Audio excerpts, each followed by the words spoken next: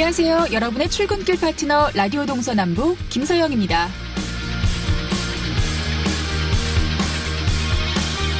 주말 동안에 맑고 따뜻했던 날씨는 어디로 갔는지 어제 저녁부터 내리기 시작한 비가 아직도 이어지며 기온이 뚝 떨어졌습니다. 영동 산간 지역엔 꽤 많은 양의 눈도 내린다고 해요. 눈이 온다고 하니까 이제 본격적인 겨울이구나 싶은데요. 올겨울 날씨는 어떨까요? 지난 22일 강원지방기상청에선 강원도 겨울철 전망을 발표했는데요. 예측할 수 없는 강추위가 수차례 찾아올 거라고 합니다. 대비가 필요해 보입니다. 우선 겨울 초반엔 기온 변동성이 크고 눈도 많이 내릴 거라고 하죠. 중반 이후엔 대륙 고기압이 평년보다 약해 따뜻한 날이 많지만 일시적으로 북쪽에 찬 공기가 유입되며 기온이 큰 폭으로 떨어질 때가 있을 거랍니다. 그러니까 강한 한파가 찾아온다는 거죠. 이렇게 기온의 변동이 심할 땐 무엇보다 어르신들 건강이 걱정인데요. 미리미리 대비해서 아무런 사고 없는 안전한 겨울 보내셨으면 좋겠습니다. 11월 25일 월요일 라디오 동서남북 지금부터 시작합니다.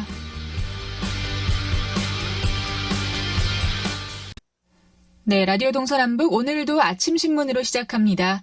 강원일보 이하늘 기자와 전화로 연결돼 있습니다. 안녕하십니까? 네, 안녕하세요. 네, 오늘 첫 번째 소식 들어보겠습니다. 앞으로 동해안 군 경계철책 철거 사업에 강원도와 관련 시군의 예산은 전혀 들어가지 않게 되고 또 철거 절차와 시기도 빨라질 전망이라고 하는데요. 자세한 소식 좀 전해주시죠. 네, 강원도에 따르면 국방부는 내년부터 동해안 군 경계 철책 철거 3단계 사업을 국방부 자체 사업으로 전환하겠다고 통보를 했는데요. 지금까지 이 사업은 국비와 지방비 5대5 비율로 추진되면서 286억 5,900만 원의 막대한 도비와 시군비가 투입됐었습니다. 이 중에 동해안 시군이 부담한 비용은 214억 2,100만 원에 달해서 열악한 시군 재정에 큰 부담을 줘왔는데요. 또 강원도와 시군에서의 재정이 부족한 관계로 군 경계 철책 철거 사업은 2006년부터 추진됐음에도 불구하고 13년 동안 183km 중에서 92km만 철거되는 데 그쳤습니다. 이로 인해서 강원도와 시군은 동해안 군 경계 철책이 군사시설인데다가 막대한 예산으로 인해서 지자체 부담을 가중시키고 또 방산물자인 감시장비의 지자체 구입 시 복잡한 절차와 군부대와의 협의 지연으로 인해서 국방부 자체 사업으로 전환을 해줄 것을 수년간 건의해왔습니다. 네, 그런 건의가 이제 받아들여졌나 봐요. 그러니까 이번에 국방부에서 자체 사업 전환을 결정하면서 내년부터 추진되는 3단계 사업부터 이제 직접 예산을 투입하는 건가요? 네, 맞습니다. 국방부가 직접 고가의 대체 감시 장비를 구입을 하고 설치를 전담을 합니다. 또 강원도와 시군은 단순 철거에 드는 부대 비용만 부담하게 되는데요. 3단계 사업에 필요한 총 예산은 강원도의 경우에는 250억 원 이상이고 전액 국방부가 부담하게 됩니다. 강원도와 시군의 부담액은 한 10억 정도 될 것 같은데요. 그 아래로 또 내려갈 것으로도 추산되고 있습니다. 도내 3단계 사업 구간은 강릉과 동해, 삼척, 고성, 양양을 거쳐서 38.8km인데요. 국방부가 사업을 맡게 되면 일부 구간은 변동 가능성도 있습니다. 국방부의 이번 결정에 따라서 강원도와 시군은 앞으로 철책 철거 지역의 복원 사업에 집중할 방침입니다. 도 관계자는 국방부가 강원도의 건의를 받아들이면서 수백억 원의 재정을 절감할 수 있게 되었고 사업 추진도 이전보다 간소화되는 등 큰 성과를 거둘 수 있게 됐다고 설명을 했는데요. 2021년에는 거의 다 마무리될 것으로 기대한다고 말했습니다. 네, 10년이 넘게 이어져 오던 사업인데 이제 또 좀 속도도 낸다고 하니까 반가운 것 같습니다.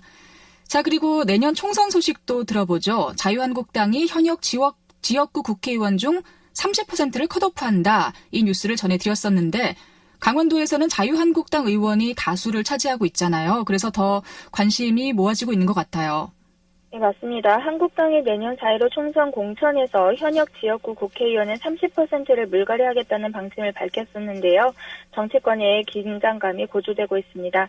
그리고 출처를 알 수 없는 컷오프 공천 배제 기준이 나도는 등 누가 물갈이 대상이 될지 관심이 쏠리고 있습니다. 네, 한국당 내부에서 그 공천 배제 기준에 대한 초안을 작성을 하고 있나요?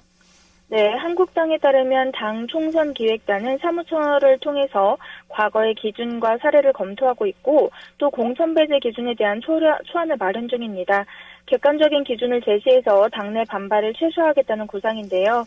이미 당 안팎에서는 지역구 의원의 컷오프 명단을 작성하는 기준을 두고서는 설왕설래가 한창입니다. 현역 의원 30% 공천 배제 비율을 강원도에 적용하게 되면은 의원직을 상실한 황영철 전 국회의원을 제외하고 한국당 소속의 도 국회의원 6명 중에 2명 정도는 컷오프가 된다는 계산이 나오고 있습니다. 네. 아까도 말씀하셨지만 출처를 알 수 없는 컷오프 기준이 나돌고 있다. 이렇게 확인되지 않은 소문들이 많이 돌고 있는 것 같아요. 네, 벌써 구체적인 기준이 담긴 확인되지 않은 속칭 찌라시도 함께 돌고 있습니다. 해당 글에는 물갈이 대상으로 강남과 영남권 3선 이상의 의원, 그리고 재판 중인 의원 등이 제시되어 있는데요. 출처가 불분명하지만 그동안 제기되어 온 인적 쇄신의 목소리와 또 전반적인 맥락을 같이 하고 있습니다. 우선 텃밭 중진들이 거론되고 있습니다. 앞서서 영남권과 강남 3구 등 한국당 지지세가 강한 지역구 3선 이상의 중진 용태론이 당을 한바탕 휩쓸고 간 상태인데요. 강원도는 2016년 총선에서 당선된 8명의 지역구 의원 중에서 7명이 한국당 소속이었을 정도로 압도적인 우세를 차지했었는데 지난 대선과 또 지난해 6.13 지방선거로 정치 지형에 상당한 변화가 있었던 점을 고려된다면 텃밭 대상에서도 대회가 될 수 있는 가능성이 있습니다. 네. 그리고 아무래도 당 내부 윤리위원회에 회부됐던 인물이면 좀 쇄신 대상에 더 포함될 가능성이 크지 않을까 싶기도 해요. 네, 망언이나 망동으로 국회 윤리위에 회부됐거나 아니면 당 윤리위원회 징계 이력이 있는 경우에는 쇄신의 칼을 피할 수 없을 것으로 보이고 있습니다. 여기에 당선 모욕형 등 재판을 받고 있는 의원들 역시 공천 배제 대상으로 거론될 공산이 크고 당무감사 결과와 상임위원회 그리고 국정감사 등 의정활동 내용, 본회의 참석률, 당 지지율과 의원 개인의 지지율 격차 등도 컷오프 기준의 기초자료가 될 전망입니다. 거론된 공천 배제 기준들이 현실화가 된다고 하면은 일부의 강원도 국회의원들도 대상에 오를 가능성이 적지 않습니다. 전에 정가 관계자는 기준이 정해지더라도 현역 의원의 재체자가 있는지 또 경쟁력을 갖췄는지 여러 가지 상황을 따질 것으로 보인다고 설명했습니다. 네. 자, 오늘 소식 잘 들었습니다. 아침신문 강원일보 이하늘 기자와 함께했습니다. 고맙습니다. 네, 감사합니다.